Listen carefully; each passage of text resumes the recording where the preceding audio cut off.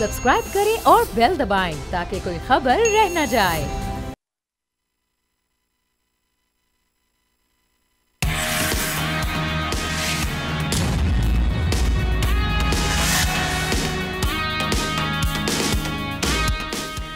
अस्सलामुअलैकुम नाजरीन, आप देख रहे हैं न्यूज़ पंच। मैं हूं आमना खटाना।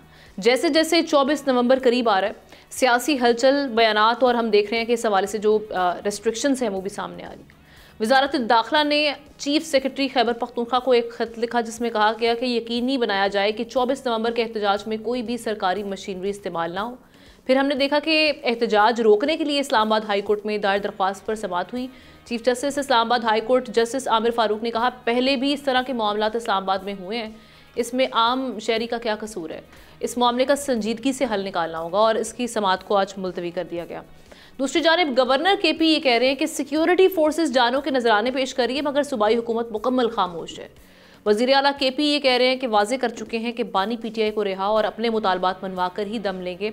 और अब से कुछ देर पहले जब हम देख रहे थे कि वज़ीर दाखिला मोहसिन नकवी इस हवाले से बात कर रहे थे, तो उन्होंने ये कहा कि हुकूमत से मुज़ाकरात की जब सवाल किया गया उनसे सहाफ़ी की जानिब से कि जी बानी PTI ने आज के दिन की डेडलाइन दी थी कि अगर आज मुज़ाकरात नहीं होते तो फिर अब मुज़ाकरात नहीं होंगे आगे, तो उन्होंने बोला इनसे मुज़ाकरात कर कौन रहा है, किसने कहा कि हम इनसे मुज़ाकरात कर रहे हैं। तो ये एक उन्होंने न्यूज़ दी और उसके साथ साथ उन्होंने अपने अच्छे ताल्लुकात का इजहार किया गंडापुर साहब के साथ।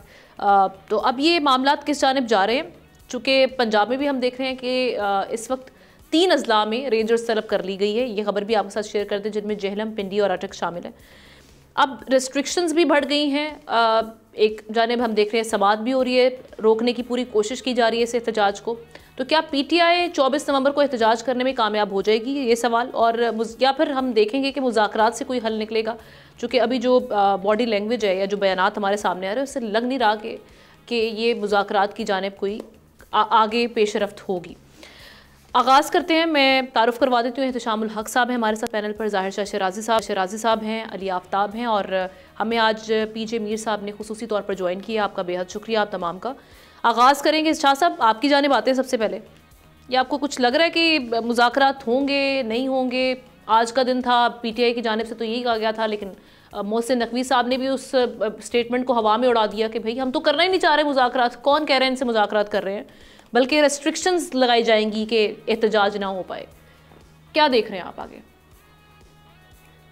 जी आमना, मोहसिन नकवी हमारे वज़ीर दाखिला हैं, उनके बयान को अगर आप पॉलिसी स्टेटमेंट समझें तो मुझे तो एक किस्म का बड़ा अजीब सा लगा, धचका सा लगा कि शायद शाह साहब के पास में ही सवाल लेकर गई हूँ मैं, फिर आपके पास आती हूँ।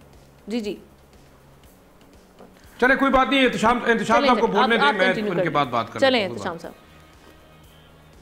जी एहतशाम साहब, मैं बात कर रहा था, ऐसा है कि हम ना देखें दोनों तरफ से इतना झूठ बोला जा रहा है कि कुछ समझ नहीं आ रही कि सच हमारा कहाँ खो गया है।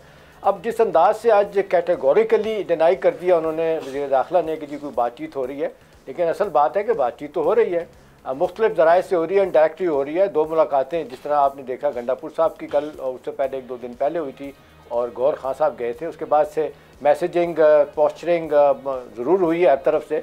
अब सवाल ये है कि इसका आउटकम क्या हुआ। देखें, इस वक्त हम जो बात कर रहे हैं हम ना, इस वक्त तक तो आउटकम का कुछ नहीं निकला, क्योंकि जो 4 बड़ी डिमांड है कि जी जमहूरियत को बहाल, 26 तरमीम ख़त्म, प्रेसिडेंट को छोड़ा जाए, ये कि तो वो तो कहीं भी नहीं मानने के लिए तैयार, बात हो नहीं रही। तो लिहाजा दोनों तरफ इस वक्त देखते हैं कि फ्रस्ट्रेशन भी है। अब हुकूमत को भी लग रहा है कि शायद मुज़ाकरात अगर कामयाब नहीं होते तो 24 तारीख को क्या होगा। जाहिर सी बात है लोग आएंगे। मैं तो बार बार ये कहता हूँ कि 10,000, 15,000, 20,000 बंदा अगर आ गया तो वो 20 लाख लगेगा इस्लामाबाद में, और सारा कुछ जब चौक हो जाएगा, शहरी ज़िंदगी मुअत्तल हो जाएगी, तो हुकूमत के लिए मुश्किलात हो जाएंगी। यहाँ पे डिप्लोमेटिक कम्युनिटी के लोग बैठे हैं, बड़ी बड़ी इंटरनेशनल वायर सर्विसेज जो है ना वो पाकिस्तान के बारे में लम्हा बलम्हा जो है ना अपनी खबरें भेज रही हैं। तो इस सारे मामले में हुकूमत के लिए कितनी परेशानी में होगी, कितनी एम्बैरसमेंट होगी, अलग सवाल है। दूसरी तरफ हमने यही मुश्किलात PTI के लिए भी हैं, जिस तरह सोलो फ्लाइट लेके आए। अभी देख लें मौलाना फजल रहमान साहब जो नरम गोशा आजकल PTI उनके लिए रख रही है, उन्होंने भी कहा है कि जी टाइमिंग ठीक नहीं है, और शायद उनको मौका दिया जाता मेरा ख्याल है तो वो मनोवर कर सकते थे, लेकिन सारे लोग जो पिछले दफ़ा साथ थे आज कोई नहीं है। फिर पार्टी के अंदर मुझे ये कहने की ज़रूरत नहीं आमना के इख्तलाफात हैं। एक बात मैं कह सकता हूँ, मेरा एक बड़ा अच्छा सोर्स है, मेरी बात हुई है वहाँ पे आज पेशावर में एक साहब से, उन्होंने बताया कि जी इस वक्त मसला जो इस वक्त PTI के लिए ना कि तंजीम के मामलात हैं, ग्रुप बंदी है, और सबसे बड़ी बात है असद कैसर साहब ने जाके बुशरा बेगम से मुलाकात की। उन्होंने कहा कि अगर आतिफ खान जो है ना वो अगर कंटेनर पे नहीं होगा तो हम नहीं समझते कि हमारे लिए कोई अच्छा होगा, कामयाबी होगी, और सारे धड़ों को साथ लेके चलना बड़ा ज़रूरी हो गया। और फिर जिस तरह की रिस्ट्रिक्शन आ रही हैं सामने, लेकिन हुकूमत कह रही है, फेडरल गवर्नमेंट कह रही है कि जी कभी के रिसोर्सेज इस्तेमाल किए जा रहे हैं, और बैरिस्टर सैफ साहब जो है वो कहते हैं जी क्या करें, हमारे पास पैसे नहीं है, मजबूरी है, तो हम 1122 की गाड़ियाँ तो इस्तेमाल करेंगे। ओपनली कह रहे हैं कि जी सरकारी जो है ना वो बसें इस्तेमाल होंगी। अब कहा जा रहा है कि MNAs MPs को 2-2 लाख रुपए दिए गए हैं और इससे ज़्यादा दिए नहीं जा सकते। वो कह रहे हैं कि जी अगर 10,000 बंदा इस्लामाबाद में आ जाता है तो हम ना जो खर्चा निकाला गया है एक दिन का 1 करोड़ रुपया खर्चा है, तो पैसा कहाँ से आएगा, कौन लगाएगा? अगर फ़र्ज़ करें आके उन्होंने 2 दिन 4 दिन 6 दिन धरना देना है तो कैसे सस्टेन करेंगे? फिर किस तरीके से हुकूमत मुनव्वर कर रही है? बज़ाहिर ये लग रहा है कि बड़ी सख्ती की जाएगी, पूरी कोशिश की जाएगी रोकने के लिए। और दूसरी तरफ उनका यह है कि जी आखिरी कॉल दे दी है, डू और डाई वाला मामला है, पीछे हटते हैं तो उनके लिए मुसीबत है। एक मुझे लगता है कि पार्टी के अंदर इख्तलाफात रहते हैं तो शायद मुश्किलात पैदा होंगी। शाह साहब, ये सख्तियों से, लड़ाई झगड़े से क्या रास्ता निकलेगा? और जो आज बॉडी लैंग्वेज थी या जो उनके बयानात थे मोहसिन नकवी साहब के, इनसे मुज़ाकरात कर कौन रहा है? ये बड़ा गैर संजीदा सा लगा, चूँकि इस वक्त मुश्किलात हुकूमत के लिए हैं, चैलेंज तो उनके लिए बना हुआ है कि रास्ते बंद हो जाएंगे, कारोबार में मसले आएंगे। इसी के पेश नज़र हम देख भी रहे हैं कि जो इंटरनेट और मोबाइल फ़ोन सर्विस बंद करने पे जो नई नई चीज़ें हमारे सामने आ रही हैं, ये तरीके से नहीं क्या हम सोल्यूशन निकाल सकते?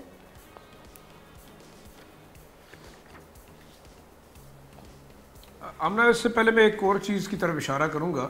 और आज देखिए, आज 40 अफराद शहीद हुए कुरम एजेंसी में, बेगुनाह लोग जो जा रहे थे वो शहीद किए गए। इस कल आपने देखा कि हमारे 12 जवानों ने शहादत उनकी हुई। आज दोबारा एक अटैक हुआ अक्रॉस द बॉर्डर, जिसमें कोई 40 के करीब दहशतगर्द आए और उन्होंने अटैक करने की कोशिश की। मुझे तो ये समझ नहीं पड़ती कि ख्वाजा आसिफ साहब, मोहसिन नकवी साहब और इवन हम कह सकते हैं हमारे गंडापुर साहब और फिर गवर्नर साहब, इनको सिर्फ अपने दुख के अलावा कोई दुख महसूस नहीं हो रहा।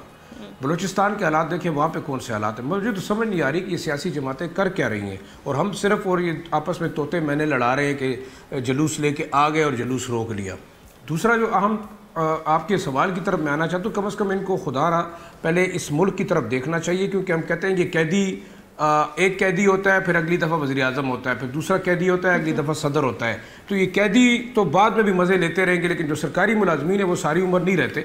तो मेरे ख्याल में सोच समझ के ये देखना चाहिए कि इस मुल्क को इन्होंने बचाना है। सरकारी जो हमारे ताकतवर लोग बैठे हुए हैं कि नहीं, वो अपनी रिटायरमेंट के बाद बाहर चले जाएंगे और आराम से अपनी ज़िंदगी इंजॉय करेंगे। यहाँ लोगों के बच्चे मर रहे हैं।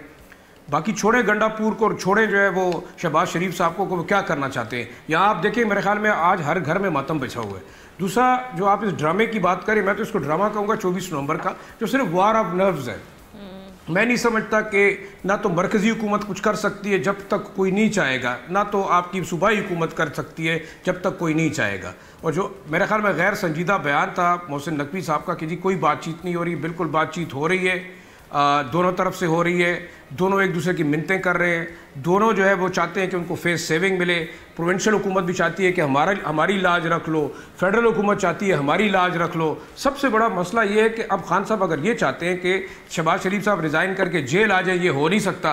कुछ चीज़ों के ऊपर बात ज़रूर होगी। देखिए, मैं ये एक वसूख से कह सकता हूँ और बड़े सबूत के साथ भी कह सकता हूँ कि गंडापुर साहब को वाकई अथोराइज़ किया गया कि आप बात करें, और वो बात कर रहे हैं। वो मुक्तदरा भी उनके साथ इन टच है, आपके एस्टेब्लिशमेंट के लोग भी इन टच है, और इनडायरेक्टली वो खान साहब से भी इन टच है, और ये तमाम बातें हो रही हैं। देखें, अहम किरदार अब शायद इन लोगों का है जो कि इस चीज़ को डिफ्यूज़ करे। 24 नवंबर पे क्या होता है क्या नहीं होता, लेकिन मेरे ख्याल में कॉन्फ्लिक्ट की तरफ नहीं जाना। आखिरी बात, मुझे ये समझ नहीं आ रही कि आया क्या जो इस वक्त पीडीएम की हुकूमत है, ये पीटीआई के दौर में जलसे जुलूस नहीं करते रहे, बिल्कुल ऐसे मौलाना फजल रहमान साहब नहीं करते रहे, बिलावल भुट्टो साहब आगे लेकर चलूंगी क्योंकि वक्त नहीं निकले थे इस सेगमेंट के लिए। देखिए, एक चीज तो आप छोड़ देना, देखिए सियासी जी जी जी जी चले, मैं पीजे मीर साहब की जानिब जाती हूँ। सर, आपकी जानिब आते हैं। एक तो ये जो इस चीज़ को तो उन्होंने रूल आउट कर दिया, डिसमिस कर दिया है बानी पीटीआई ने। उन्होंने कहा है कि डील जो तासुर दिया जा रहा था कि जी कल जो फैसला आया कहीं ना कहीं काफ़ी पेशरफ्त हुई है, इसी वजह से शायद रिलीफ मिल रहा है, उन्होंने इसको रूल आउट कर दिया। अब दूसरी जानिब हम देख रहे हैं एहतजाज के लिए अचानक से कॉल देना, उसकी टाइमिंग पर भी बात हो रही है। और जो अभी सख्तियां बढ़ाई जा रही हैं, पंजाब में रेंजर्स तलब की जा रही है, इस्लामाबाद हाई कोर्ट की जानिब रुजू किया जा रहा है, कहीं ना कहीं हुकूमत भी पैनिकिंग सिचुएशन में है। अभी आपको नज़र क्या आ रहा है, ये 24 नवंबर का एहतजाज अगर कामयाब होता है तो फिर क्या होगा, और अगर नहीं कामयाब होता या होगा भी एहतजाज या नहीं होगा, ये बहुत सारे सवाल आते हैं। मैं चाहूँगी आप इसको कंक्लूड करें मुख्तसर वक्त में।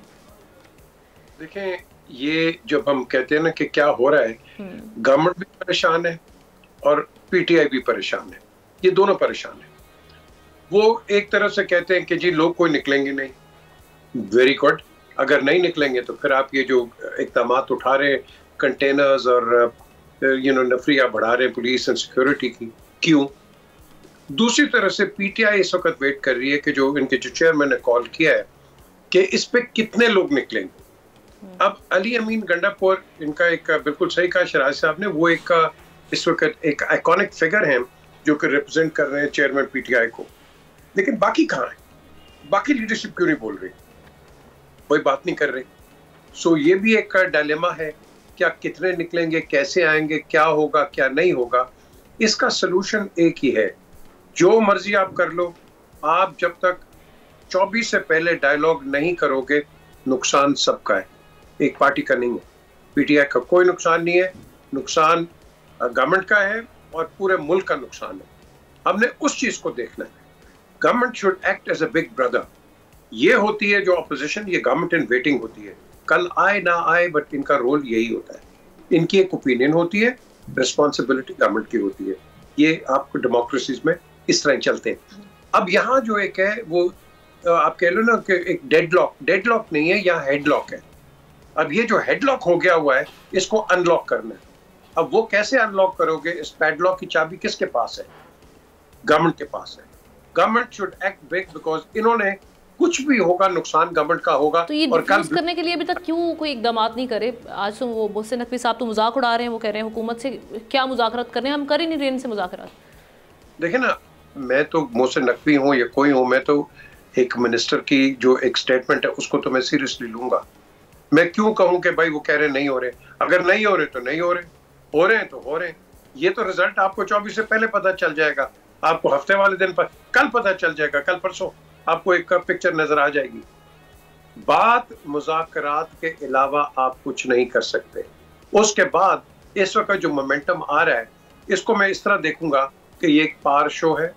ये पार शो दिखा रहे हैं टूवर्ड्स द वेस्ट, अमेरिकन को दिखा रहे हैं कि ये हमारी पार है, हमारे साथ ये हो रहा है। और आपकी जो एम्बेसीज हैं वो डिस्पैचेस में भेजती रहेंगी अपनी रिपोर्ट्स, हर जगह आपकी रिपोर्ट्स जाएगी। और सबसे बड़ा जो नुकसान इस वक्त पाकिस्तान में वो है आपका जो इंटरनेट को इन्होंने खराब किया है। इंटरनेट को जो आपने खराब किया है, आपने बिजनेस का बेड़ा गर्क कर दिया है। 3 लोग कल पाकिस्तान छोड़ के चले गए जो कि बिजनेस कर रहे थे अमेज़न के ऊपर।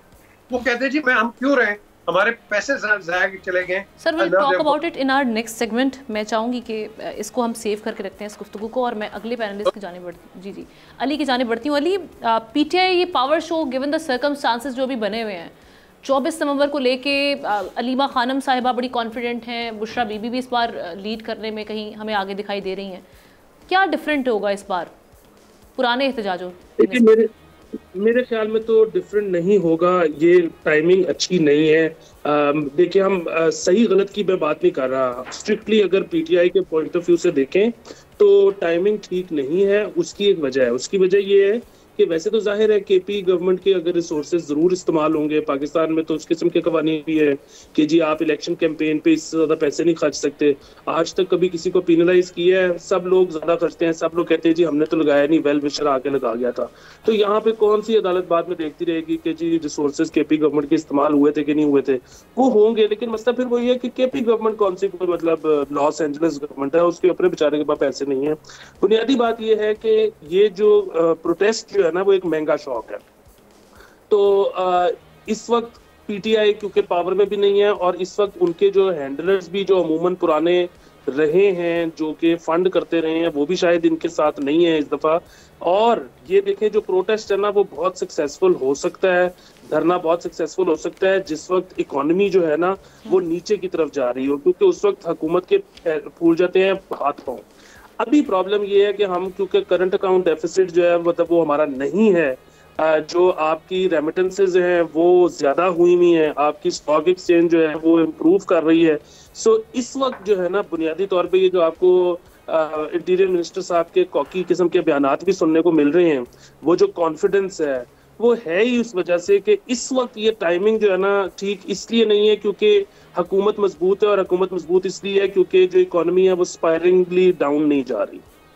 ओके मीर साहब, आप कंटिन्यू कर लें, फिर हम ब्रेक के जाने जाते हैं।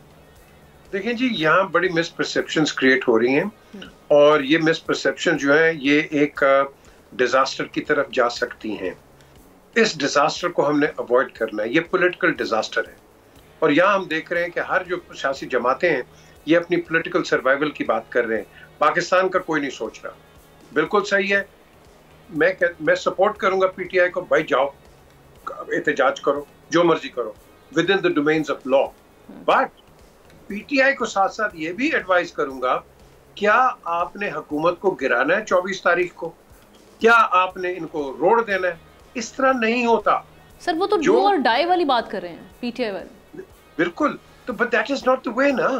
मुल्क इस तरह नहीं चलते। जो भी, अब देखो ना, अब वो कहते हैं रिहाई करो, सारी दुनिया कहती है रिहाई करो, बट रिहाई क्या ये इंटीरियर मिनिस्टर करने या किसी और ने? ये तो कोर्ट्स ने करनी है। Let the courts decide. Alright, देखो ना, अगर तो आपने जाना है एक लॉ के ऊपर, तो then act like a law, don't violate the law. That's the bottom line. ठीक है। अगर आप ये करोगे, रिमेंबर वन थिंग, वो कहानी है what goes around comes around. और मैं आपको एक चीज बता दूं जी, क्विकली एक चीज बड़ा बता दूं, ये तो कुछ नहीं है।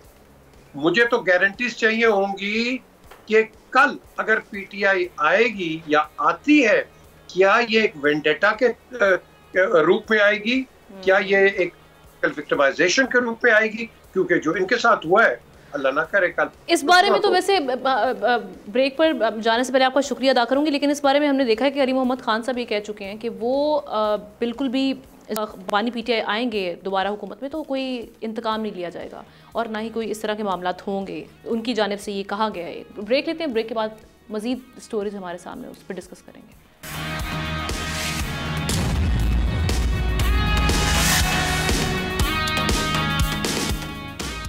वेलकम बैक नाजरीन। दुनिया चांद पर पहुंचकर नित नई खोज लगा रही है, मरीख पर ज़िंदगी के आसार तलाश किए जा रहे हैं, और हमारे यहाँ वीपीएन का हलाल और हराम होना इस वक्त मौजूए बहस बना हुआ है। इस्लामी नज़रियाती काउंसिल ने पहले वीपीएन का इस्तेमाल हराम करार दिया, फिर सियासी समाजी हलकों, डिजिटल राइट्स ऑर्गेनाइजेशन, मीडिया और सोशल मीडिया के शदीद रद्द-ए-अमल के बाद फतवे में टाइपिंग एरर की निशानदेही कर दी गई। दूसरी जानिब हुकूमत ने एक बार फिर 23 नवंबर से वफाकी दारुल हुकूमत खैबर पख्तूनख्वा और पंजाब में internet and mobile phone service बंद करने का फैसला कर लिया है, जबकि फ़िलहाल हमें फ़ौरी तौर पर इस अलार्मिंग सिचुएशन से निकलने का कोई रास्ता निकालना होगा, क्योंकि स्लो इंटरनेट, वीपीएन की बंदिश और फायरवॉल जैसी चीज़ें पाकिस्तानी मईशत को बहुत महंगी पड़ रही हैं। एक रिपोर्ट के मुताबिक फायरवॉल के नफाज से पाकिस्तानी मईशत को $30 करोड़ नुकसान का खदशा है। इस हवाले से अमेरिका के मारूफ टेक्नोलॉजी थिंक टैंक के नायब सदर डैनियल कैस्ट्रो ने भी कहा है कि इंटरनेट पर पाबंदी पाकिस्तान को मुआशी तौर पर महंगी पड़ सकती है, जो कि पड़ भी रही है। आईटी फर्म्स, सॉफ्टवेयर हाउसेस की जानिब से भी खबरदार किया जा रहा है कि इंटरनेट की जो सुस्त रवि है और वीपीएन की ब्लॉकेज से नाकाबिल तलाफी नुकसानात होंगे और आईटी कंपनियां कायम नहीं रह पाएंगी। अब ये जो वीपीएन की बंदिश, इंटरनेट का स्लो डाउन करना या बंद कर देना, मोबाइल फ़ोन सिम्स के हवाले से भी, मोबाइल फ़ोन सर्विसेज के हवाले से भी कहा जा रहा है जी ये भी बंद की जाएंगी 23 नवंबर तक। किस हद तक हमें अंदाज़ होंगी हमारी लाइफ पर भी और हमारी इकॉनमी पर भी, डिजिटल इकॉनमी ख़ास तौर पे जो कि सफ़र कर रही है ऑलरेडी, तो इसके किस हद तक नुकसानात होंगे। इस पर बात करने के लिए हमारे पैनलिस्ट के साथ साथ हमें ज्वाइन किया है सज्जाद मुस्तफ़ा सईद साहब ने, चेयरमैन हैं जनाब Pakistan software houses association for IT and ITs के। बहुत शुक्रिया सर ज्वाइन करने के लिए। सबसे पहले आपकी जानिब आ रही है, ये सारी सिचुएशन को देखते हुए एक तो आपका इनिशियल रिएक्शन, दूसरा हम किस हद तक सफ़र करेंगे इस चीज़ का शायद हमारी हुकूमत को इदराक नहीं है, लेकिन मैं जानना चाहूँगी और हमारे नाजरीन भी जानना चाहेंगे कितना नुकसान हमें पर डे ऑलरेडी हो रहा है इस चीज़ पे। जी, जब से ये वीपीएन की बंदिश अगर इन्होंने उस तरीके से की जिस तरीके से इन्होंने हमें कहा है वाइट लिस्टिंग का, तो हमारा एस्टिमेट ये है कि तकरीबन अगले साल हम लोग $1 बिलियन, $1 अरब जो हमारा फॉरेन एक्सचेंज है वो चला जाएगा। तकरीबन 2 से 3 लाख जॉब्स पाकिस्तान में लोकली चली जाएंगी। और ये जो है ये नाकाबिल तलाफी नुकसान है, ये कभी बिजनेस वापस नहीं आएगा। जो हमारे 23 लाख के करीब फ्रीलांसर्स हैं साथी, उनका बिजनेस तो तकरीबन ज़ीरो हो जाएगा। सो मुझे इसका जो नुकसानात हैं अभी तो हम तखमीना लगा ही रहे हैं, बिकॉज 30 के बाद पता चलेगा। और जो हमने अभी तक ये नंबर्स निकाले हैं, हमारी $3 अरब अभी सेल है जो हम फॉरेन एक्सचेंज अर्न करते हैं एक्सपोर्ट, और अभी जो हमारी ऑर्डर बुकिंग है वो तकरीबन 30% डाउन है, जिसके हिसाब से हमने जो है तखमीना लगाया कि एटलीस्ट $1 अरब का तो नुकसान होगा अगर हमने अभी कोई अपनी अप्रोच बदली ना। अगर हम इसी अप्रोच के साथ चलते रहे कि 30 नवंबर को हमने VPN ब्लॉक करने हैं, सब जो वाइट लिस्ट ना हुए, तो एटलीस्ट ये नुकसान तो ज़रूर होगा। और ये जो अभी फैसला हालिया किया गया है 23 नवंबर से, ख़ास तौर पे इंटरनेट और जो मोबाइल फ़ोन सर्विसेज बंद करने के हवाले से, इस पे क्या आपकी हुकूमत से कोई बातचीत हुई? इन मामलात पर ऑन बोर्ड लिया गया जो स्टेक होल्डर्स हैं उनको? नहीं जी, ये जो अभी 23 वाली बात है, हालांकि मैं कल ही था PTA के साथ भी और मिनिस्ट्री के साथ भी, तो हमें बिल्कुल उसका कुछ नहीं पता चला। हमें भी अभी ही पता चला है आपके चैनल्स और 1-2 और न्यूज़ चैनल से कुछ हमने सर्कुलेट न्यूज़ देखी है सोशल मीडिया पे। तो ऑब्वियसली हमारी जी कंपनीज, बड़ी सिंपल सी बात है, अगर इंटरनेट हमारा लाइफलाइन है, ये वाहिद तरीका है जिससे हम एक्सपोर्ट करते हैं, तो अगर ये हमारा इंटरनेट बंद हो जाएगा तो हमारी कंपनियां तो चल ही नहीं सकती। It's as simple as that. इस पर मैं सिर्फ आपको एक अंदाजा ये सेक्टर IT सेक्टर जो सफर कर रहा है, पिछले हफ्ते जो 2 घंटे के लिए इंटरनेट बंद किया था जी, 2 घंटे के लिए जो इंटरनेट बंद हुआ था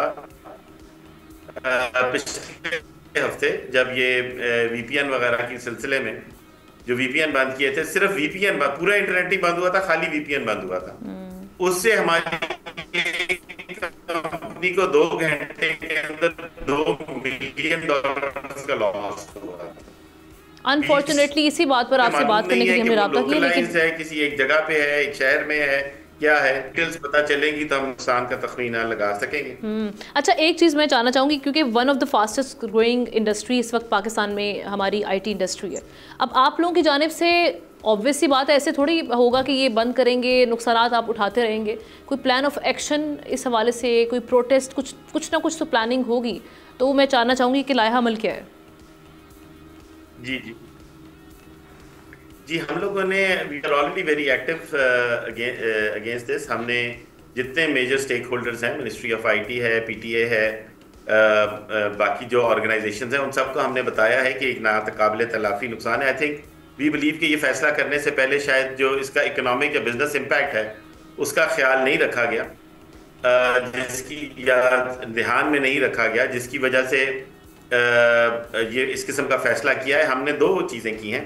हमारी उनसे काफ़ी मीटिंग्स हुई हैं जिसमें हमने उन्हें 2 बातें बताई हैं। एक, हमने उन्हें कन्विंस कर दिया है कि उन्हें अब यकीन है कि कितना नुकसान होगा और ये नाकाबिल तलाफी नुकसान है।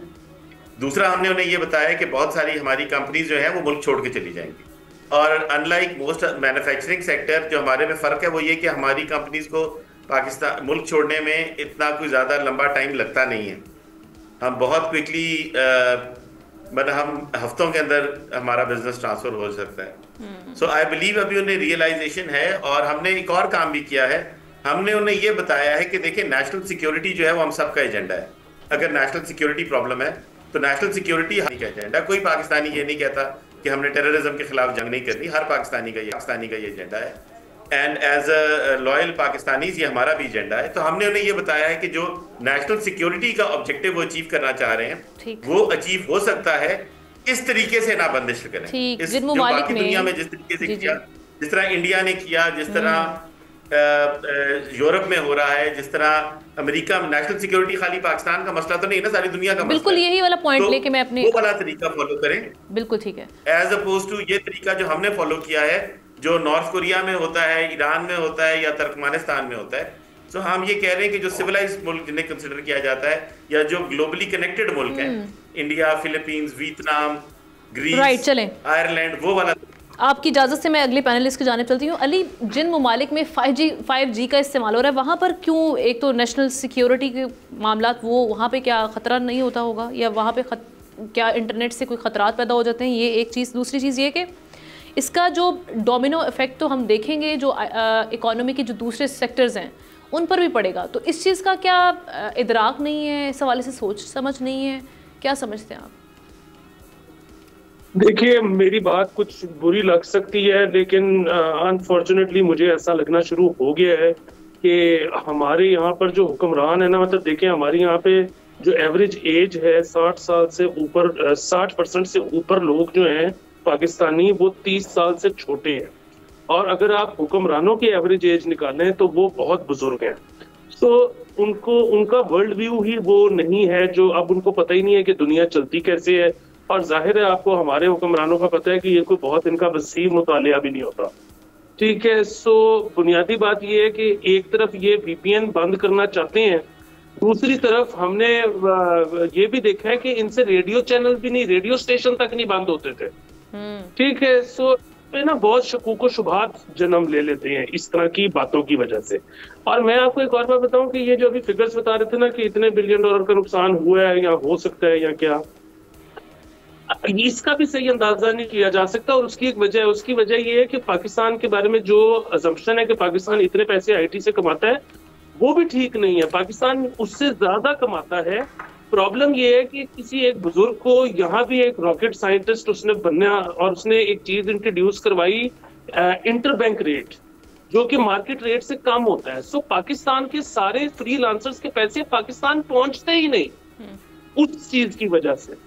सो यहाँ पर बहुत बड़े मसाइल हैं। वो फिर वही बात है कि ये तो भैंस के आगे बीन बजाना है, मतलब इनको तो समझाया भी नहीं जा सकता कि दुनिया कैसे चलती है और क्या हो रहा है और आप क्या कर सकते हो, इनकी समझ से बात। बिल्कुल, ग्लोबली ऑलरेडी हम देख रहे हैं इतना कंपटीशन है उसमें, फिर अगर हम किसी एक जगह पे थ्राइव करने की कोशिश करें तो वहाँ पर हमें किन रेस्ट्रिक्शंस या किन बैरियर्स का सामना करना पड़ा है। This is very unfortunate. जी एहतशाम साहब। देखिए, हम ना ये अली बिल्कुल ठीक कह रहे हैं। जो सेल्फ एम्प्लॉयड जो नौजवान पाकिस्तानी जो काम इस हवाले से कर रहे हैं, उनके लिए तो ये पेमेंट सिस्टम इतना डिस्टर्ब होता है, ये जो सारा नेटवर्क ख़राब होता है, वो तो एक अलहदा अपनी जगह पे है। लेकिन बात यह है कि ये आप इसको कैसे करेंगे। आप इल्ज़ाम तो हुकूमत पे बड़ा वाज़ेह तौर पे लगता है कि जी इंटरनेट इसलिए बंद किया या स्लो डाउन किया जाता है कि सोशल मीडिया को कंट्रोल करना है। By the way, Sheeza Fatima जो इंफॉर्मेशन टेक्नोलॉजी की वज़ीर हैं, वो तो आमना हल्फिया कह रही हैं कि जी हमने इसको बिल्कुल, जिसको कहते हैं, ब्लॉक नहीं किया इंटरनेट को, बल्कि उनका कहना है कि जी ये तो इंटरनेशनल सबमरीन केबल जो है ना उसमें फॉल्ट आया है। 23 नवंबर की तारीख फिर उस दिन भी तारीख पहले बता रही है कि सबमरीन में कुछ ना कुछ प्रॉब्लम आ जाएगी, आपके मोबाइल सर्विसेज और बाकी सब चीज़ें मुतासिर हो जाएंगी। लेकिन हम ना देखें ना, माजरत के साथ इसको कोई बाई नहीं करेगा। अब जिस तरीके से सबको पता चल रहा है कि 30 से 40% जो नुकसान हो रहा है बिज़नेस, उसके बाद साथ साथ आप देखें जिस अंदाज से कॉमर्स और सारे लोग पाकिस्तानी ख़ास तौर पर नौजवान इस पे काम कर रहे हैं। और फिर सबसे बड़ी बात है कि देखें गवर्नमेंट सेक्टर तो वैसे ही ख़त्म हो गया है, प्राइवेट सेक्टर को भी आप इस तरह ख़त्म करेंगे, कौन इन्वेस्टमेंट के लिए आएगा बाहर से? जिस तरह अमेज़ॉन और बहुत कंपनियाँ हैं वो पैकअप करके वापस जा रही हैं। तो आप मुझे बताएं कि नौजवानों के लिए क्या होप रहेगी, जिनके बारे में कहा जाता है अच्छे खासे पढ़े लिखे लोगों की तादाद ख़ास तौर पर पाकिस्तान के पंजाब में और सिंध में कहा जा रहा है 4 से 5 लाख जो है ना वो लोग निकलते हैं यूनिवर्सिटी से पढ़ाई करके बड़ी आला किस्म की, उसके बाद उनको जॉब जो है ना 10% लोगों को जॉब नहीं मिलता। लोग मजबूरन अपने तौर पे आना ये काम शुरू करते हैं, अपने तौर पे रब्ता करते हैं बाहर की दुनिया से और काम चलाते हैं। उनके लिए एक मुसीबत हो जाएगी। ये अगर पॉलिटिकल मसला नहीं है तो फिर क्या मसला है भाई? ये PTA बार बार क्यों ऐसी चीज़ें लेके आ रहा है कि people are refusing to buy their point of view? कहीं ना कहीं तो कुछ गड़बड़ है ना, इतने अरसे के लिए तो कुछ नहीं होता। और वैसे भी आप देख लें फॉर्मल बिजनेस जो है वो भी तो इफेक्ट हो रहा है, इंडिविजुअल के अलावा भी लोग देख रहे हैं। और ये तो बड़ी हॉरिफाइंग फिगर है, $1 बिलियन जिसे दोस्त हमारे बता रहे हैं। और फिर सबसे बड़ी बात यह है कि जी फ्यूचर के लिए आप लोगों को क्या होप देने जा रहे हैं? और अगर ये सियासी मकासद के लिए इस्तेमाल होता है बंद करना, और फिर हर हुकूमत आके अगर यही करती रहेगी, तो आप बताएं कि आप सियासी लड़ाइयाँ इस तरह लड़ेंगे कि जो मुल्क को सारी तौर पर नुकसान है, फिर IT का बिजनेस इफेक्ट होता है तो उस पर कौन रेस्क्यू के लिए मालिक जाएगा? शाह साहब, ये इस हुकूमत में ख़ास तौर पर हमने इंटरनेट को लेकर और सोशल मीडिया कंट्रोल करने को लेकर बहुत सारी पाबंदियां और बहुत सारे बैरियर्स देखे हैं, बहुत सारी चीज़ों का सामना किया। ये क्या हमारे तमाम फैसले सियासी होंगे, उसी पर अब हमारी इकॉनमी, हमारे बाकी मामला चलेंगे?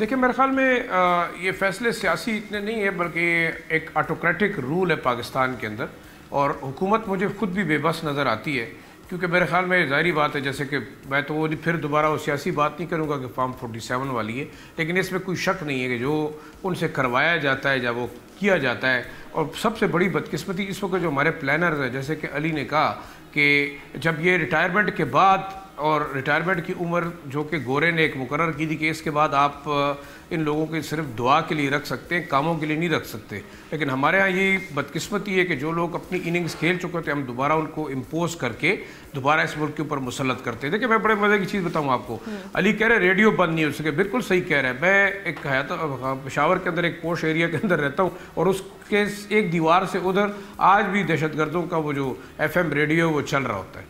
मुझे ये बताइए कि आपके तमाम जो हुंडी के मराकज़ हैं, जिसको आप समझते हैं कि पाकिस्तान की इकोनॉमी को बर्बाद कर रहे हैं, उसको आज तक आप जो है बाकायदा बंद नहीं कर सके। हाँ, जब आपको पैसों की ज़रूरत है, डॉलर लेने होते हैं, आप हुंडी माफिया और जो एक्सचेंज करेंसी एक्सचेंज माफिया के ऊपर टारगेटेड रेड करते हैं, पैसे उठा के ले जाते हैं, कमाई कर लेते हैं। मुझे इसमें दो चीज़ें नज़र आती हैं, एक तो सियासी मामलात अपनी जगह पे, लेकिन हमारे यहाँ जो ब्यूरोक्रेसी है, हमारे यहाँ जो प्लानर्स हैं, उनको सबसे बड़ा एक दुख है कि जो ई अर्निंग है ना, जो हमारी ई अर्निंग है, वो उन तक हाथ नहीं पहुंचता, उनका हिस्सा उसके अंदर नहीं आ रहा। तो मुझे तो एक दूसरी रीज़न ये लगती है कि PTA या जो अथॉरिटीज़ जो इस चीज़ को रोकना चाहती है, सियासी मकासद अपनी जगह पे, आपने 23 नवंबर को रोकना है, इसके बाद 31 नवंबर होगा, आप उसको रोकेंगे।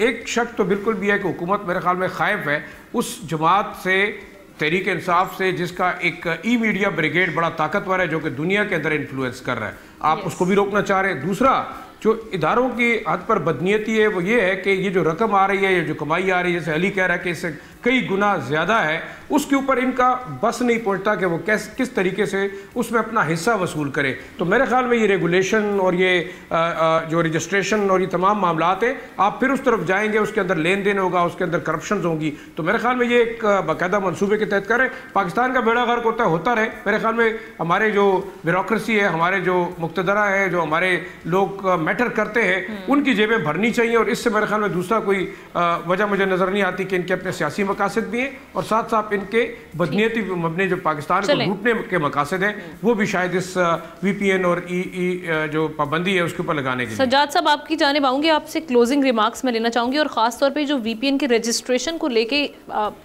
हुकूमत की जानिब से भी ये कहा जा रहा है कि इसमें मसला क्या है, इसमें दिक्कत क्या, अगर कोई चीज़ अगर वही अगेन नेशनल इंटरेस्ट में जा रही है, इस सिक्योरिटी के मामला को बेहतर बना रही है, तो उसमें क्यों उस पर रिएक्शन इतना सख्त क्यों आ रहा है?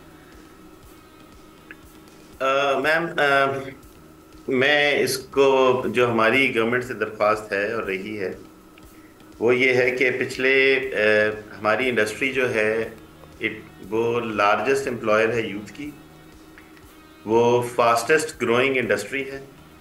$3 अरब हम आज ला रहे हैं, 40% हम ग्रो कर रहे हैं, and we are on target to become the $15 billion industry in 5 years, second only to textiles. मैं इसका मुआवजना ये कर दूं कि चावल जिसके ऊपर हम इतनी मेहनत करते हैं, चावल का बिजनेस, राइस का, हमारे रिसर्च सेंटर्स हैं, ज़मीनें लगती हैं, पानी लगता है, सब कुछ अगर कर लें तो वो 3.7 बिलियन है, हम कुछ भी नहीं लेते, और हम 3.2 बिलियन है। और मज़े की बात यह कि पिछले सालों में हुकूमत ने बहुत इस पर मेहनत की है। SIFC ने, मिनिस्ट्री ऑफ IT ने, पाकिस्तान सॉफ्टवेयर एक्सपोर्ट बोर्ड ने बहुत मेहनत की है। हमने तकरीबन 30-40 अरब रुपया लगा के बच्चों को ट्रेन किया, बहुत सारे लोगों की ट्रेनिंग की, हमने बहुत सारी बार कॉन्फ्रेंसेस की, मैं पाकिस्तानी ऑर्गेनाइजेशंस को लेके गई, गवर्नमेंट लेके गई, SIFC ने बड़ा अच्छा काम किया, और ये सब गवर्नमेंट की ही मेहनत से हम 30-40% ग्रो किए हमने। अब ये जो हरकत की है, ये सारी मेहनत राय कहाँ जाएगी? ये सारी मेहनत, सारा पैसा, सारी इन्वेस्टमेंट सिर्फ इस एक फैसले की वजह से राय कहाँ जाएगी? सो हमारी हुकूमत से ये रिक्वेस्ट है कि हमारी IT कंपनीज पूरी दुनिया में सोल्यूशन देती है, हमने इन्हें एक सोल्यूशन दिया है, और वो अच्छा सोल्यूशन, और बहुत सारे लोग गवर्नमेंट में मान भी गए हैं, टू बी फेयर इस बात पे, वील बी वेरी फेयर, जहाँ पे ठीक है वहाँ पे ठीक करनी चाहिए बात। सो बहुत सारे लोग इस पे एग्री भी कर रहे हैं। आई थिंक इवेंचुअली हमारी रिक्वेस्ट है गवर्नमेंट से कि जो हम कह रहे हैं कि एक VPN सर्विस प्रोवाइडर जो ऐसे बाकी दुनिया में होते हैं, इंडिया में है, फिलीपींस में है, आयरलैंड में, VPN सर्विस प्रोवाइडर्स हो, जो बजाय इसके कि हर इंडिविजुअल करे, आप वीपीएन सर्विस प्रोवाइडर्स को मैनेज करें और रेगुलेट करें, जैसे आप इंटरनेट सर्विस प्रोवाइडर्स को करते हैं या जिस तरीके से आप टेलकोस को करते हैं। तो आप ये सर्विस प्रोवाइडर्स की एक चीज शुरू करें, हम बहुत जल्दी इस मुल्क में शुरू कर सकते हैं, और यही वो तरीका है जिससे नेशनल सिक्योरिटी का मसला भी हल हो जाएगा और इकोनॉमिक डिस्ट्रप्शन भी नहीं होगी। ये हमारी हुकूमत से दरख्वास्त है। Thank you so much Sajjad Mustafa Syed साहब ने भी हमें ज्वाइन किया था इस प्रोग्राम के लिए, आप बेहद शुक्रिया। प्रोग्राम का वक्त खत्म हुआ जाता है, आपसे कल मुलाकात करते हैं। अल्लाह हाफ़िज़।